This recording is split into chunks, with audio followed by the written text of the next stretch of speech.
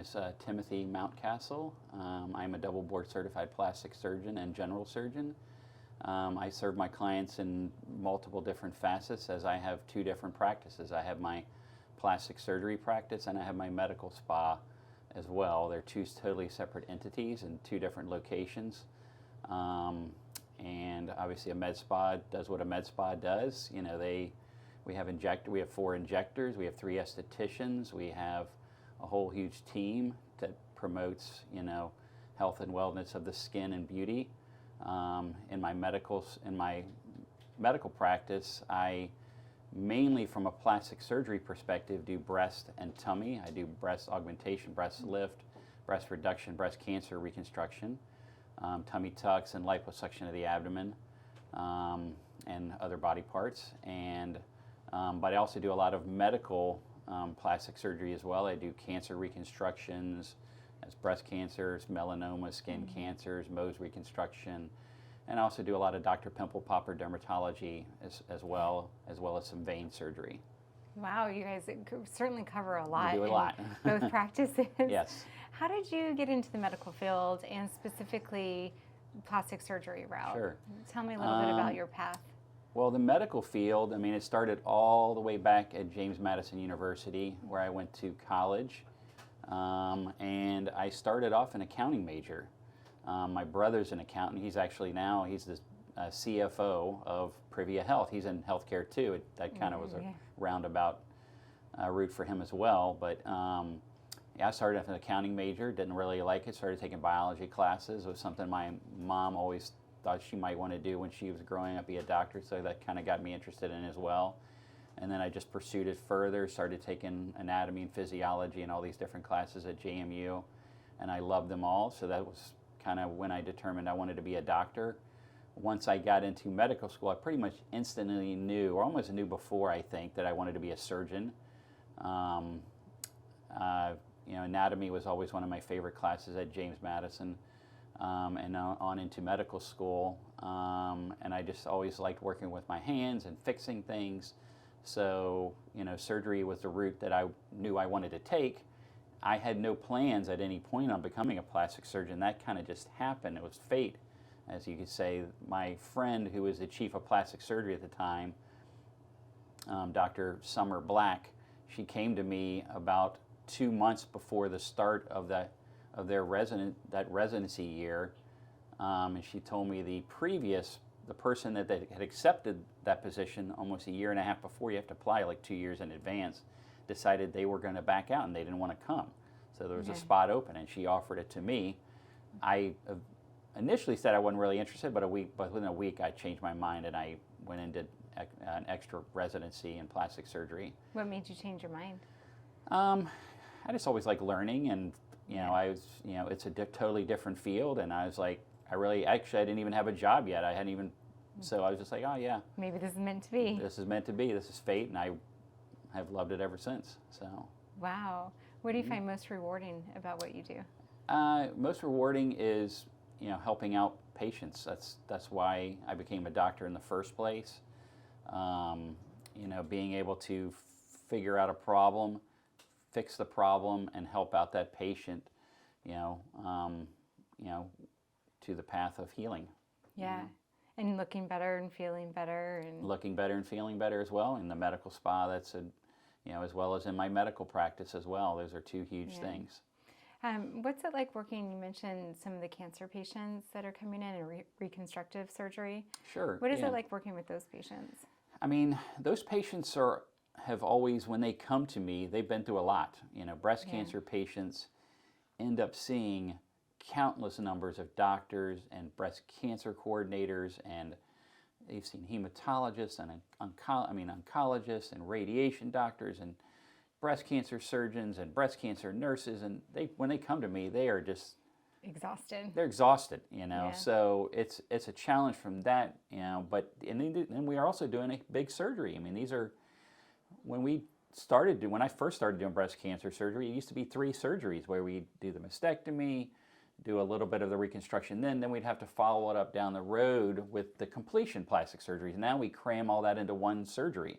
So they're doing a much bigger surgery with a lot more risk involved in skin tissue healing and so on and so forth. But those are patients who are anxiety levels are high, so you're dealing with that aspect of the patient as well. It's not just the cancer; it's the anxiety and the worry about having cancer, and that's the same thing with my melanoma patients as well. Those are two of the patients that are the most challenging from that aspect. Sure, yeah, and making them feel good about themselves again after going through that is traumatizing, I'm sure. Sure. And they probably have holding on to a bit of that when they come in to see you, right? Tell me a little bit about what it was like starting your own practice and how you've grown your practice and opened up your second location. Sure. Yeah. I mean, that's, it was always something that none of this was, it just kind of organically grew. But in 2006, I started a practice with a group of surgeons at Loudoun Hospital. We were in the physician office building adjacent to Inova Loudoun Hospital. And the practice just got bigger and bigger and bigger to the point that I had to leave because I was taking up too much space in the office. I moved down the street and then eventually to my current location in Ashburn, where I have initially started the medical practice and the medical spa together. But that once again grew and grew and grew to the point I had to move the medical spa to a different office and eventually even to a bigger office. It just kind of just organically grew over time. What do you think contributed to that growth? I mean, it's obviously you become more well known in the community. I've operated, I feel like almost every person in Loudoun County at this point, or I've met with every person. I definitely heard your name in some social settings. I've met with every person. I go to the grocery store and run into my patients. I go to Tuskie's, I run into my patients. I go anywhere and run into my patients. And it just organically grew over time. There was no master plan. I want to do this, X, Y, and Z. It just kind of kept getting bigger and bigger, and to the point, there is a point where I don't want to get any bigger. I kind of don't want to get any bigger right now because it's a lot more to handle. Yeah. So. Yeah, and more staff and patients and systems. Absolutely. And all of the things. Yeah. Mm-hmm. So I know you do a lot of word of mouth. What else are you doing as far as marketing and advertising to get people in the door? I mean, word of mouth is the biggest one, but we do Instagram and Facebook and TikTok and YouTube and Google advertising. So we do a little bit of all those things. We don't do a ton of it. It's just enough to kind of, stay relevant, so to speak, and let the patients know, because I still have tons of patients in the medical spa and in both practices have gone to other places and didn't get the best care, and they finally find us, after having X, Y, and Z procedure done, some of which they didn't really need to have done, so I'm just trying to make sure patients get taken care of correctly. Yeah. In regards to word of mouth, do you feel that it's, with your patients and given what you do you feel like people are pretty transparent about saying, "Oh, I've had this done"? Oh, yeah. No, I think so. Yeah, when they meet the doctor, we have, the history and physicals, and I rarely, occasionally I might find somebody who doesn't mention a surgery that they had, but then in general, I'd say most of the patients are pretty honest about, and it's important too. I mean, for example, now when I do major surgeries, a big thing right now is Ozempic and skinny shot, Ozempic and Wegovy and all those different things. Patients, we cancel patients if they've been taking that medicine up to the time of surgery. They must stop it 2 weeks prior. That's a great question. Because you can't eat or drink anything for 8 hours before the surgery. Now with that, it slows down the time, so you have to stop that 2 weeks before, so your stomach's empty when you go to sleep.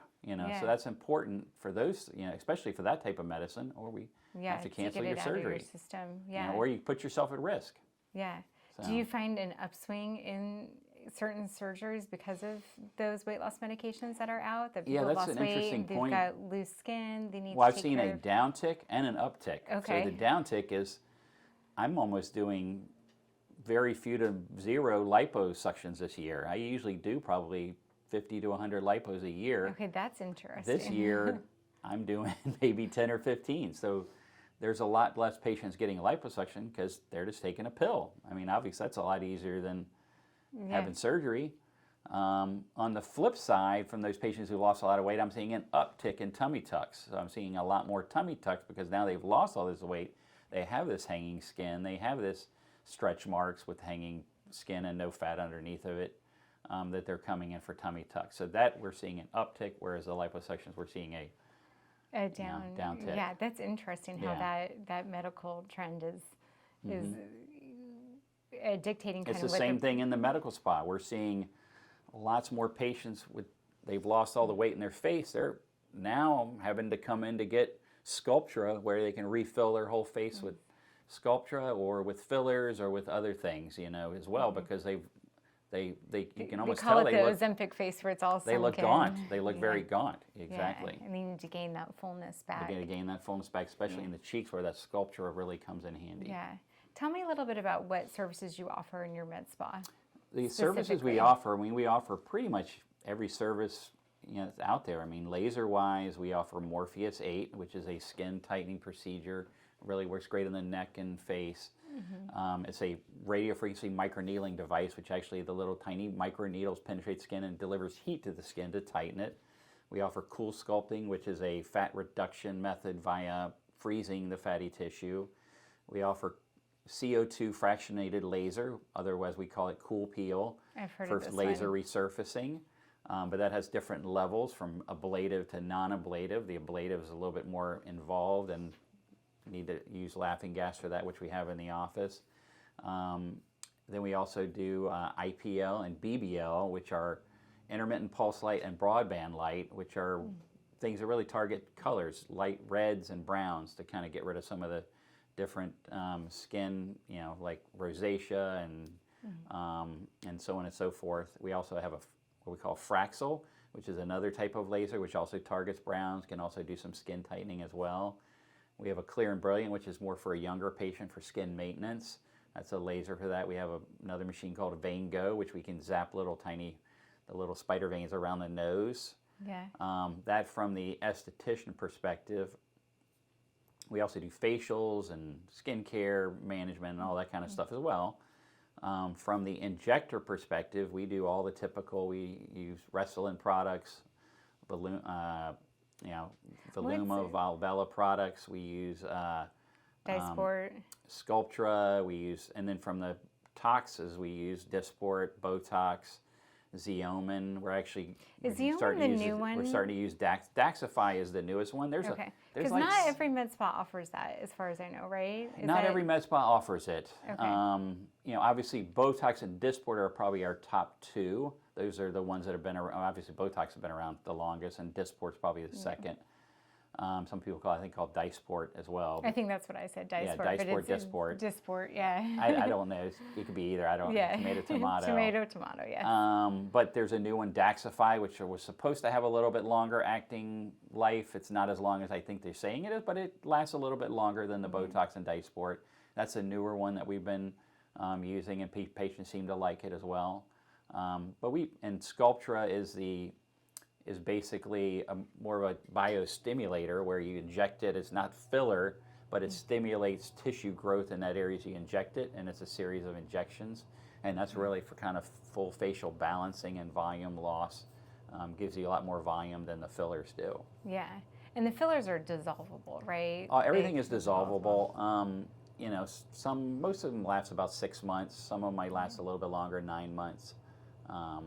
And do they guide you through kind of the process of like evaluating how much you might need? Or I see so many people that kind of get too excited and overdo it. Well, that's the thing is you should start low. I mean, lips, for example, are one place that we've had people call and say, I want 2 vials. We don't do 2 vials to start. You get 1 vial. That's the safety thing. Yeah. If you want to get a second vial, you can come back in a few weeks later after you see how do the you first react vial to and see it. how you like it and see how you react, and then we might give you a second vial. Yeah. So that's one area that but most areas, you can always Start add slow. more. It's hard to, you don't want to add all this stuff and then have to, use all this collagenase product to dissolve it and all that because it's overdone. Right. Okay. Yeah. What challenges are you facing these days in the medical field, specifically in the plastic surgery field? I don't know if it's necessarily in the plastic surgery field or but I think the biggest challenge in just medicine is just the amount of bureaucracy that's involved, especially in my more medical practice, insurance companies and hospitals and all these different, entities that we deal with. It's just more and more bureaucracies. There's more. I was just last night doing another thing for my American Society of Plastic Surgery, test taking and this test taking and they, all these different courses that you have to take to maintain your licensure. Now, some of it's great, but some of it can be a little bit excessive, I think. Yeah. Well, so trying to weed out what's necessary and what's not. Correct. I mean, but just most of it's just the bureaucracy of being a doctor, and that's not alone, I don't think, to plastic surgery. That's across the spectrum. I think there's a lot of burnout with family practice doctors, pediatricians. A lot of these other doctors are just kind of, getting burned out by the private equity firms taking over and so on and so forth. Yeah. And you've got to do all of that insurance and billing for the for cancer patients, melanoma patients. When you deal with insurance companies in terms of the billing, that's another whole nightmare in and of itself. I was just talking to my insurance person the other day, and she was like, X insurance company denied all the bills for a month. Ended up being a problem on their behalf, but you have to go back through and look at all the stuff and talk to people and send it over and read. Now you got to resubmit all the claims, and I mean, we just had a bill paid from. We just had a bill paid from the insurance company. It was like 5 years ago. It took 5 years to get paid. It's crazy. It's crazy. So. I mean, I'm dealing with that in my own personal. We just got another bill. I'm like, why do we owe? 5 years. Yeah, why do we need to pay that? Yeah. So you said you're not looking to grow now. You're kind of good where you are as far as your private practice and the med spa. But where do you see things going? I mean, things going, just taking care of our patients. I mean, there's always room for a little growth. I mean, we have a good 3,000 square foot office, so and there will be staff coming and going as we have vacation time in the summer and so on and so forth. But mainly it's just taking care of the patients that we have, and bringing in a few more patients here and there, and just being able to offer good, sound, health care to those patients that we're taking care of. What would you say for someone that's maybe hesitant about coming in? What advice would you have for someone that maybe wants to have some things done? They're scared, they've had a few kids, they want a little. People call it mommy makeover. I call it mommy reconstructing. I mean, the surgery aspect. A lot of people come in with a lot of anxiety, and some people will book and cancel booking because they're just too scared to come in. It's most of the surgeries that we're doing nowadays are much easier than for example, when I first started doing it, breast reduction, we keep the patient in the hospital for 2 days and then they go home. Now it's all outpatient.